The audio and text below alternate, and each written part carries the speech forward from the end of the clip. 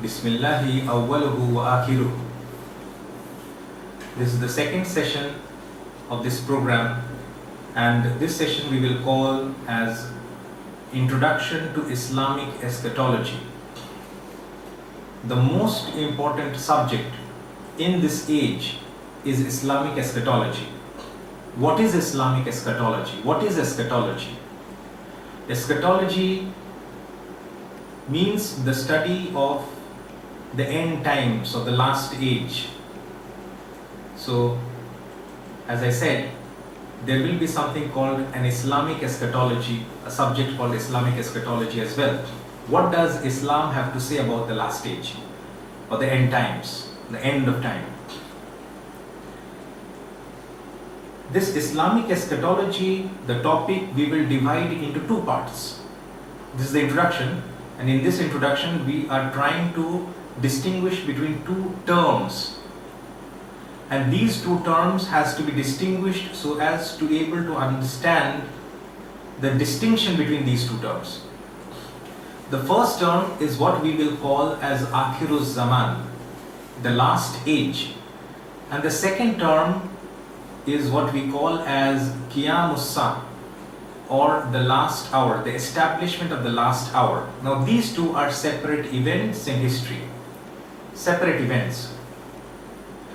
We are not so much interested in this program about what Islam says about the last hour or the establishment of the last hour, Qiyamus Sa, that is the end of time.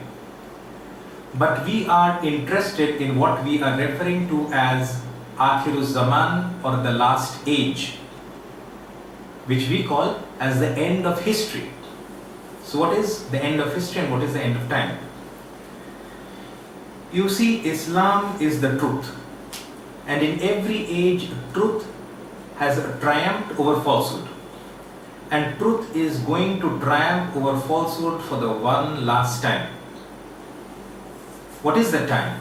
That time is the time when the world will witness momentous events in history, in the process of history, in the historical process. It will be a time when, on one hand, there will be a person called a Dajjal, the Antichrist or the false Messiah. This is those who are on falsehood and those who will be with him, those who are on falsehood. And on the other hand, there will be a person whom we refer to as Imam Mahdi alayhi salam. And there will also be another person, and it will be actually the second coming or the return of Nabi Isa alayhi salam. So these two persons and the followers who are with them, they will be on the righteous side, on the correct side, and there will be a confrontation, and no one can avoid that confrontation. And the events around the world are leading to that confrontation. We will be blind enough not to accept that, because it is not Islam that wants the confrontation, but it is the enemies of Islam who are waging something and which they have termed as a war on terrorism, which in actuality is a war on Islam. Someone, a revered brother, a scholar, he said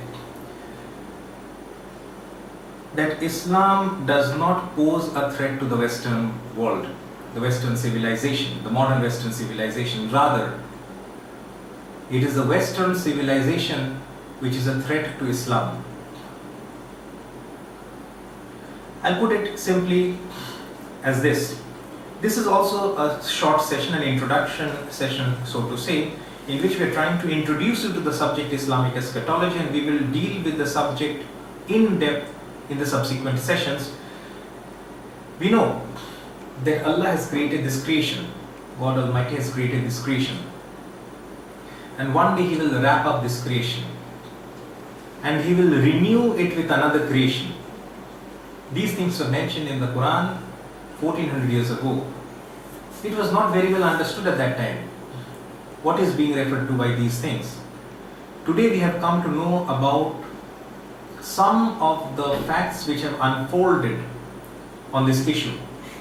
Yes, there was a Big Bang which created this particular creation, the creation that we know of or we are required to know of. In addition to that, this universe is expanding and there will come a time which has been termed as the Big Crunch. We are aware of the theory of Big Crunch, when again it will collapse into that singularity. So Allah refers to the Big Crunch in the Quran and says again it will be returned to the singularity, from the singularity from which it had been created. So once that Big Crunch happens, that is where physics ends, because they don't know what to do after that. So the Big Bang and the Big Crunch, but Allah says that He will recreate a new creation, a new world. What is that? May be difficult for us to understand, but Allah helps us to understand by similes and examples and analogies. And He says that just as we created the first creation, do you think it will be difficult for us to recreate everything? If we had created in the first instance, it is easy for us to create anything. Because to recreate is easy, to create is difficult. That is the very common understanding. Now, we have been accustomed to a way of thinking. We will take you to out of the box thinking. We will force you to think, because thinking is a faculty which is given by Allah subhanahu wa ta'ala, so much so that Allah says in the Quran that do the unbelievers not consider the Quran with care. So the focus is not insulting on the unbelievers, the focus is not demonizing the unbelievers, the focus is not mocking the unbelievers, but the focus is on drawing attention to the unbelievers that do you or will you not consider it with care. If the focus is on that, the focus is to consider and to ponder and to think over it, the logical conclusion is very simple, that it is a thinking that is required irrespective of whether a person is a non-believer or he is Muslim by birth. It does not make any difference, because it is a thinking that has been addressed to and given importance thereof. So even we are required to think and analyze and ponder. Only then we will be able to understand and appreciate the truth and the beauty of it. Otherwise, we will just follow a set of norms, some customs and cultures, and that's it. That's of no benefit to us. So,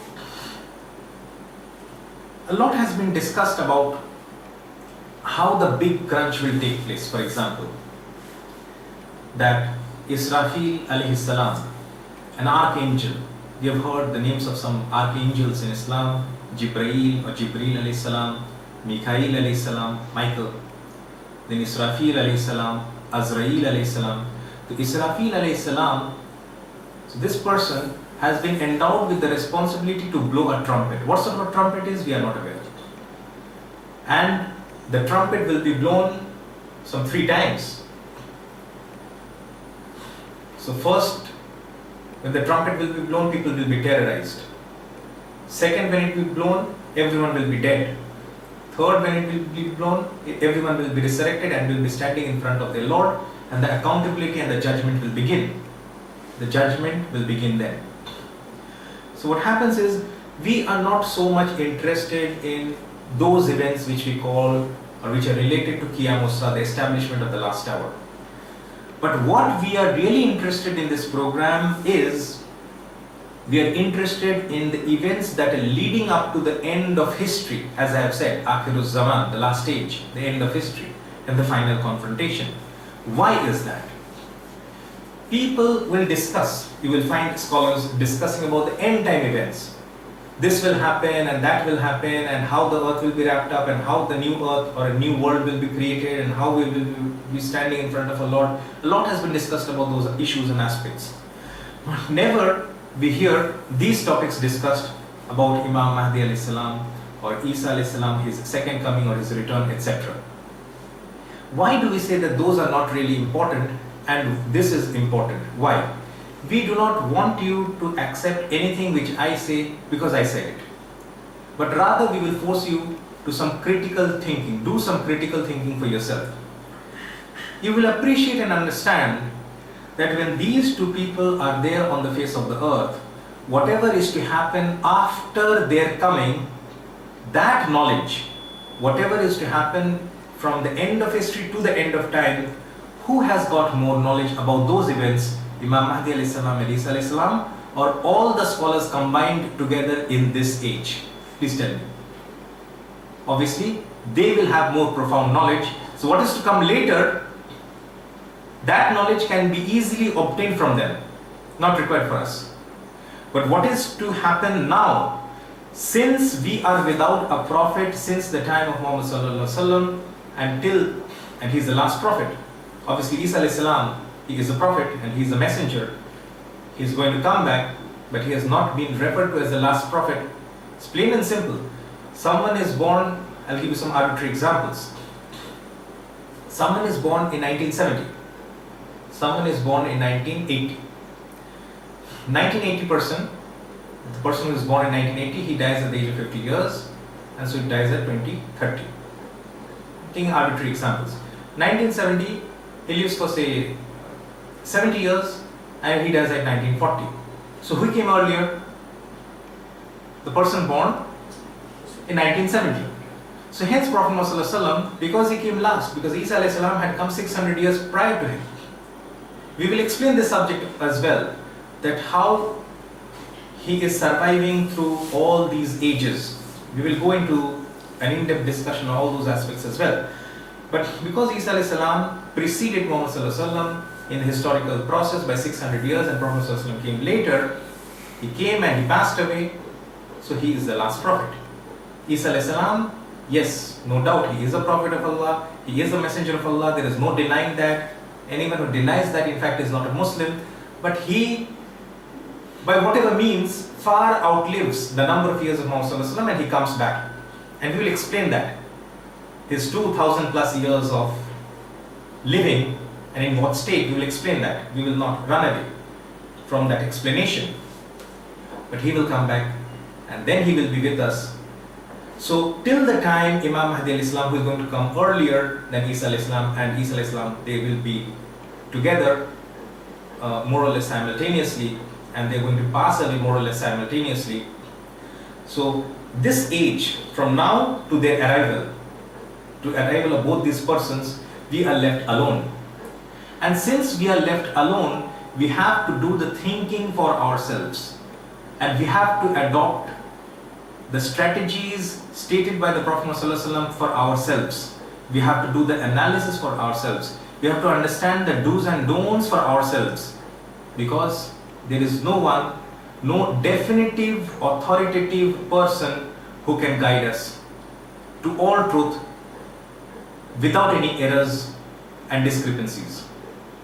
Yes, some of us have been endowed or bestowed with some blessings from Allah subhanahu wa ta'ala. We're able to penetrate more reality than some others. There may be others who are able to analyze it more than us. But no analysis can be said to be 100% foolproof. We're trying to investigate and analyze the situation to the best of our abilities. And hence this subject is of pivotal importance. And hence this subject is a subject which needs our urgent and prime attention, because the time is very close. If we say the time is very close, it should not be a point of acceptance undisputed. We will have to prove that, because without proof, nothing has to be. Should be is not a more appropriate word. Nothing has to be definitely acceptable to that person. It can be acceptable, it may not be. But nothing should be made obligatory as acceptable without proof. And hence we will deal with the proof. So we have basically differentiated the two terms and also helped you to understand that indeed this term, this phase leading up to Akhirul Zaman and the final confrontation is more important than the Qiyamus, the establishment of the hour. That knowledge we can get from these two persons. What are our duties and responsibilities and do's and don'ts, and how we should lead our life. that can be obtained, that information can be obtained better from them, Imam Mahdi alayhi salam and Isa alayhi salam, than from all the scholars combined present on the earth today. With this basic introduction, and now we are finally ready to move with our core topics of discussion. With this basic introduction, we'll take another short break and we will continue. Wa akhiru da'wana alhamdulillahi rabbil alamin.